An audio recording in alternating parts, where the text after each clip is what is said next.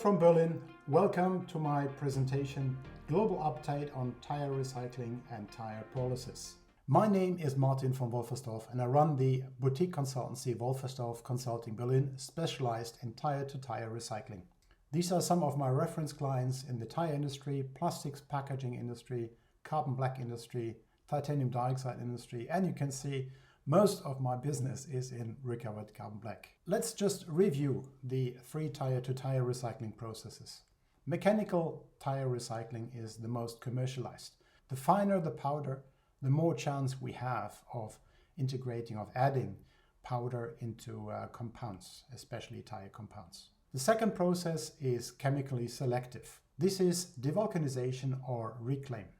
Here it is very important that we're not recycling the whole tire, because then we get a mixed bag of different polymers and of low quality. Chemically non-selective, this is the pyrolysis process. We're producing gas which can be condensed into the pyrolysis oil. We get about 10% of the non-condensable gas. We get about 45 to 50% of the oil, 10% steel, and we get about 30 to 40% of recovered carbon black. I will show you in this presentation that pyrolysis is the most universal tire recycling method. It can also recycle self-sealing tires or unvulcanized green tires. Today we will combine a powerful coaching tool, the Logical Levels by Robert Dills, with tire recycling. This tool is used for change management. The success of change management very much depends on which level you engage the change in. If you only engage at the lower levels, you have fewer chances of success. Let's look at the external levels, starting with the first level, the environment, the society we are in, our situation, geography, legislation. Our behavior is the second level. What do I do? The third is our capabilities, our skills, experience, knowledge, technology, and the products. All these are required, but they're not sufficient for bringing about change. We need to go deeper into the internals. The fourth level is our why, our motivation, our inspiration, our values. The fifth level is our identity. What role do I play? Who am I? How do I present myself? What kind of marketing do we do? At this point, it is noteworthy to say that this tool works for individuals, but also for corporations and companies. The sixth level is our belonging, our affiliation. To which group do we belong? Who is our best partner? The highest level is our life purpose for individuals, but also the purpose of companies. So, on which level do you address change? In this presentation, we will look at environment, capability, values, and belonging. The first level, environment. We will look at European tire recycling. Why Europe? This is a global presentation. Europe, I think, is most advanced in tire recycling. Although, when we look at the numbers, even Europe has potential for improvements. Most of the material is used in material valorization and mostly mechanical. We're talking about powders, granules, and shreds. In 2018, about 2 million tons, 56% of the end-of-life tires. Devulcanization is small, about 1%, but it is growing. In Asia, it is much larger. In Asia, there are countries like China, India, with about 30% devulcanization. Pyrolysis is very small, less than 1%, below reporting limits, but it is growing fast. I will give you a couple of reasons later on in the presentation.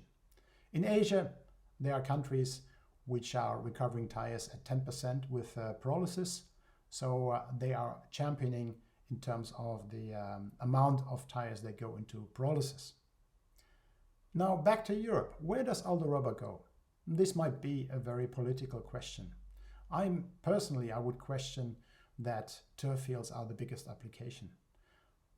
Very often quoted, 20% of the tires go into turf fields. We would need 14,000 turf fields renewed per year.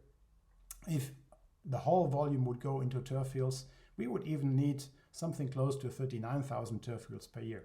I don't think this is realistic. I believe there are about 2,000 turf fields renewed in the ETMA scope Europe. Now, where could it go? There's also thermal valorization. The reported figure for thermal valorization is about 1.2 million tons, 35%. This is decreasing for a number of reasons.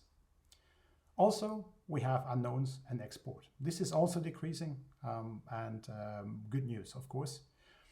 The exports in 2018 have been 318,000 tons, mainly from the UK to Asia for pyrolysis and reclaim, and also France to Morocco for tire-derived fuel. Now let's look at the third level, the capability. We'll have 3 slides and we'll look at pyrolysis process capabilities. Here I have sketched an ideal pyrolysis process, and it clearly starts with the control of the end-of-life tire feedstock. We need to go beyond control at site, meaning we need to analyze the chemical composition of tires rather than just segregating car tires from truck tires. In the pyrolysis, I have shown 2 stages. The one is to separate the gas and the oil from the solids, and the second one is to dry up the solids from dangerous PAH components, polycyclic aromatic hydrocarbons. Then we have the option of post-treatment. Ash leaching is discussed very often, but I don't think we really need ash leaching for tire-to-tire recycling. This is more necessary for plastic coloring and for use as battery grade, conductive recovered carbon black. What we might need is a post-treatment activation. And this opens new volumes, this opens new possibilities. When we increase the external surface, we can expect a better reinforcement behavior in rubber. And this opens new volumes in the tire industry. Of course, we have to mill and pelletize the recovered carbon black. The second capability slide is about the keyword mass balance approach. And this might be the keyword for this year. Let's look at the refinery as a bank. And we pay in recycled biogenic low carbon dioxide feedstocks from tire pyrolysis, like we've read in the news, like New Energy and Pyrum do with BASF. Then an external body certifies and looks at these balances. That could be ISCC. And then we are entitled to cash out the same amount of sustainable products as we paid in. Or we can blend and create sustainable products with a certain percentage of sustainability. Very much like the Super E10, which contains 10% sustainable fuel. We could, for example, go into plastic circularity like Pyrum and BASF have done with VD, who market now outdoor pants made from polyamide, which is coming out of this mass balance approach based on tire pyrolysis oil. Or, which of course is more relevant for the tire industry, we could also produce sustainable SBR. Here the mass balance is needed because we couldn't 100% convert tire pyrolysis oil in butadiene. The steam cracker capacity is limited for butadiene, so we have to use the mass balance approach. One other nice example is also the creation of sustainable furnace carbon blacks based on the feedstock from tire pyrolysis oil. This was first published by Michelin and the Black Cycle ecosystem. We will talk about ecosystems in a moment. The third capability slide is about recovered carbon black quality categories. This is and has been a challenge for buyers because every recovered carbon black is from a different feedstock, from a different process, and no recovered carbon black is like the other. So in the waiting time, while ASTM are working on official standards and norms for recovered carbon black quality, Wolferstorf Consulting Berlin has defined RCB1 quality, the state-of-art quality. This is an ecologic replacement for some furnace carbon blacks. And you can see the specification in the table on the left. It has a process capability definition for the consistency. So the process capability for the ash content CPK should be higher than 60%. We have the carbon level defined, the ash level defined. The char created by polymer carbonization, which is inactivating the surface, is measured indirectly by the ratio of the total surface, the NSA surface, over the external surface, the standard thickness surface area. Also, we got defined volatiles, defined levels of polycyclic aromatic hydrocarbons, contaminations, the milling particle size are defined, the pellet hardness is defined, and also the tensile properties are defined. Now, there's a second quality.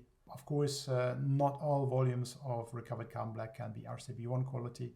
We still require the same consistency as RCB1, but there may be one or more non-compliances like coarse milling, high volatiles, high char, not pelletized product, poor tensile strength. Everything else is recovered carbon black, RCB3 quality. It's unrefined, raw, recovered carbon black. And its feedstock might be uncontrolled and its process might be uncontrolled. So it might also be difficult to just finish the RCB3 into an RCB1 because of the consistency issue. There's another quality level that is popping up, and that is RCB0. This is post-treated recovered carbon black with same quality features as RCB1, but because it is post-treated, it is more reinforcing, and it may come close to ASTM 330 carbon black tensile strength. Now let's look at the internal logic levels in the Robert Dills system. What are the values? The values for me are the roots of sustainability. You see, tire recycling business is an ultra marathon, not a 100-meter dash. You can see the course of the Boston Marathon. Close to the finish of the Boston Marathon is the Heartbreak Hill. At this point, your legs are aching and tired, and only your heart carries on. The word sustainability describes the ability to sustain. What do you need to sustain? Is it technology? Is it legs? Maybe not. Maybe it's your passion, your values, your motivation. I've listed some values. I like the holistic approach. I like love, even in a business context, because love means care, means responsibility, means many of the other values, all in one word. We have the responsibility to act for our children, to preserve the earth. We also have a responsibility to act for the poor countries that might not afford the proper way of recycling. Ecology is a luxury.